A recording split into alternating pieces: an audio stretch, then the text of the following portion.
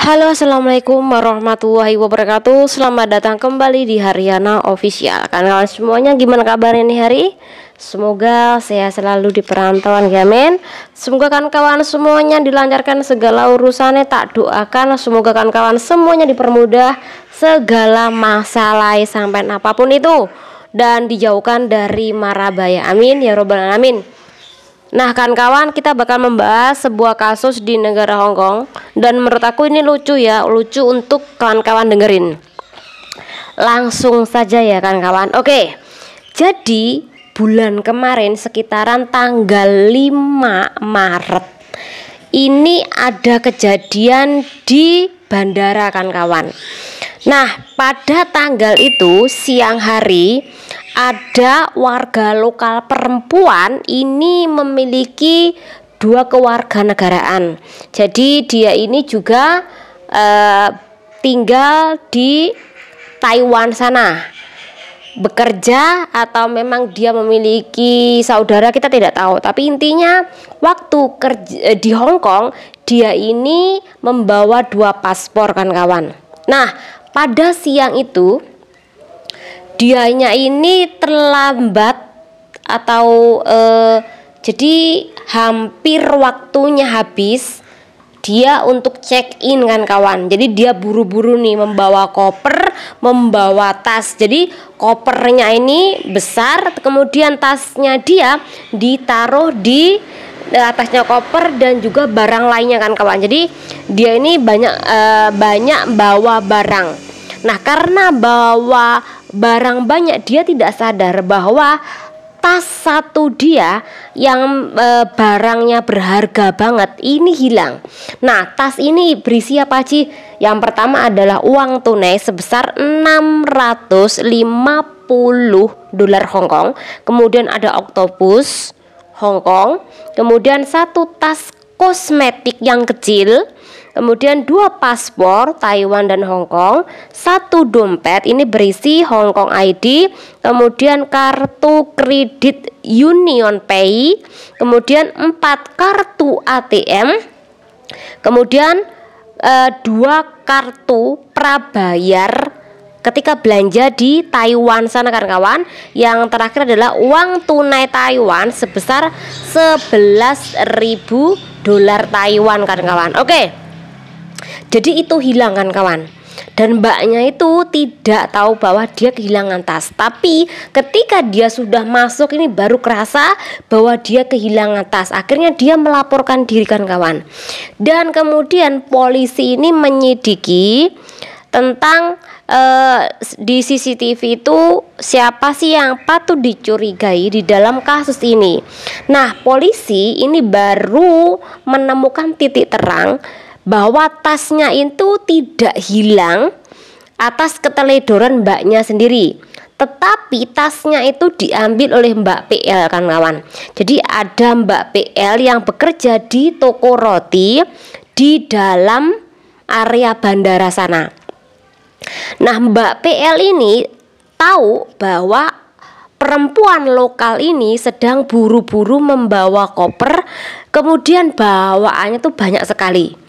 Sehingga karena buru-buru teledor itulah ternyata di dalam CCTV itu terlihat Mbak PL itu menarik tas orang lokal itu kan kawan. Jadi tas orang lokal itu ditarik, dan orang lokal itu tidak kerasa bahwa tasnya itu juga ditarik sama si Mbak PL ini, karena dia saking gugupnya, saking terburu-burunya.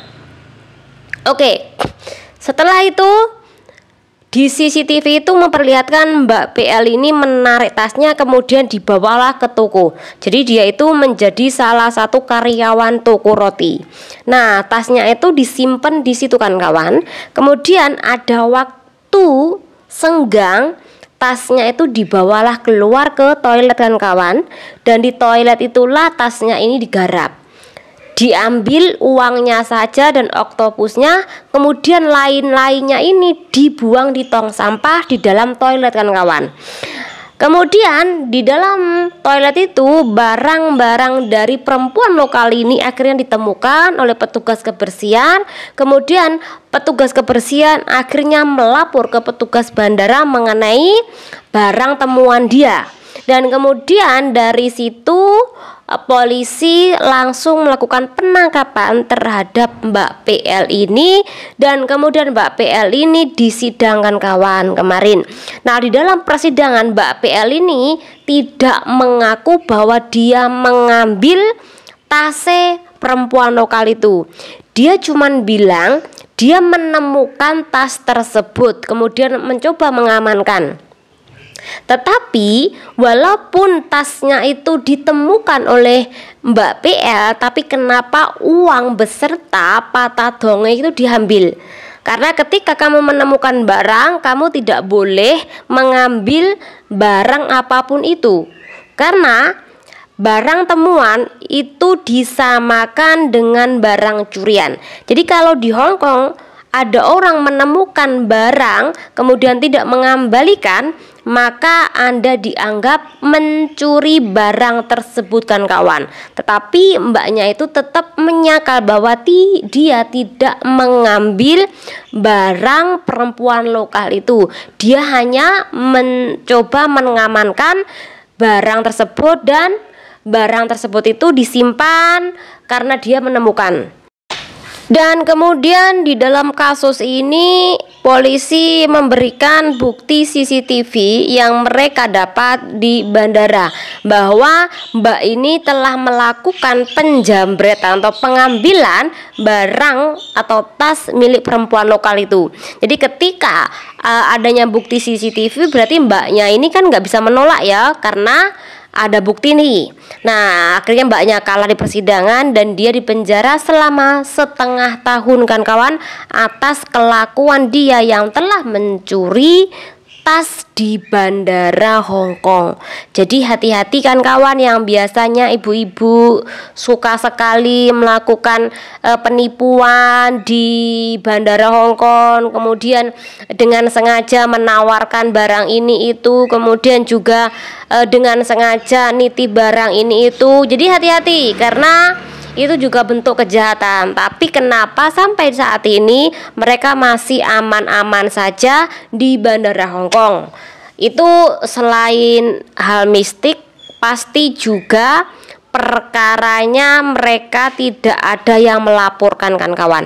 Jadi kalau seandainya mereka dilaporkan, bisa saja mereka tertangkap, tapi bakal dibebaskan kecuali kalau mereka ini terbukti telah melakukan pencurian di negara Hong Kong, pencurian milik para PMI. Ada buktinya, pasti mereka bakal di blacklist, bakal dikeluarkan dari Hong Kong. Tapi karena kasusnya cuman kasus biasa aja, mencari sesuap nasi, ini masih adanya toleransi. Walaupun ketika kawan-kawan ini melaporkan, nanti ditangkap kemudian dibebaskan lagi. Jadi kalau di Hong Kong itu masih memiliki toleransi terhadap kasus-kasus Anda. Nah, kawan-kawan kan biasanya kan tahu nih, ada mbak-mbak yang sering banget bolak-balik ketangkep imigrasi di jembatan Moko ataupun di Causeway Bay ketika mereka melakukan jualan secara ilegal. Besoknya pasti Anda ketemu lagi setelah mereka itu digerebek, ditangkap. Nah, seperti itulah kan kawan. Jadi adanya toleransi oleh imigrasi Hong Kong kan kawan mengenai kasus-kasus seperti ini. Jadi imigrasi Hong Kong itu tidak terlalu keras atau tidak terlalu kaku di dalam memberantas mereka. Jadi wajar mereka itu kelihatan seperti jamur. Tapi ingat, jika melakukan berkali-kali dan berulang kali, maka deportasi secara langsung tuh kawan-kawan. Oke, kemudian kita beralih ke kasus yang terjadi di Malaysia sana kawan-kawan. Jadi ada Mbak Indonesia yang baru bekerja selama 1 mingguan kan kawan. Dan ini masih muda sekali, sekitar 20 tahun kan kawan.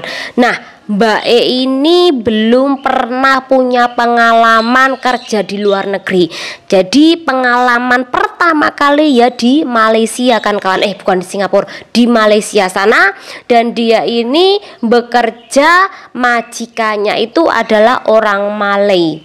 Nah, mbaknya ini selama kerja seminggu, dia ini hanya bersih-bersih rumah selama 6 jam kan kawan. Jadi dari jam 5 pagi, kemudian selesainya jam 11 siang. Kemudian setelah 11 pagi. Nah, 11 pagi nanti mbaknya harus keluar dari rumah atau keluar dari dalam rumah majikan. Artinya mbaknya ini disuruh tiduran dan disuruh di koridor rumah majikan. Walaupun ada hujan ataupun ada angin, tetap aja mbaknya harus di situ. Nah, pernah suatu hari sampai kehujanan, sampai dia punya bantal, dia punya kasur basah, tetap aja tidur di situ kan kawan, karena tidak diperbolehkan masuk di dalam rumah majikannya yang berada di Malaysia kan kawan. Dan kemudian mbaknya ini karena sudah tidak kuat dan sudah tidak betah, selain cerewetnya setiap hari dan tidak memanusiakan manusia, akhirnya mbaknya ini meminta bantuan kepada Mbak Indonesia yang berada di sekitar situ kan kawan. Dan untungnya memang ada Mbak Indonesia yang bekerja di situ. Jadi berdekatan kan kawan rumahnya, antara rumah majikannya sama rumah majikan Mbak Indonesia lainnya. Akhirnya dia itu minta tolong dan kemudian di situ mbaknya dijemput oleh kepolisian Malaysia dan kemudian saat ini mbaknya sedang diamankan untuk dimintai keterangan kasus-kasusnya kan kawan. Apakah kawan-kawan semuanya memiliki kasus yang sama ketika bekerja di Malaysia? Silakan komentarkan kawan, karena saya yakin banyak sekali kasus-kasus di Malaysia ataupun di Singapura yang mana ini lebih sadis perilakunya daripada di negara Hong Kong. Silakan komentar. Semoga dengan pembahasan ini bermanfaat buatkan kalian semuanya. Besok kita akan membahas kasus PMI kan kawan, dan ini menurut aku menarik sekali. Jadi tunggu, tetap standby di channel ini. Besok kita bakal membahasnya, dan terima kasih kawan-kawan yang sudah menonton channel diri. Wassalamualaikum warahmatullahi wabarakatuh. Bye.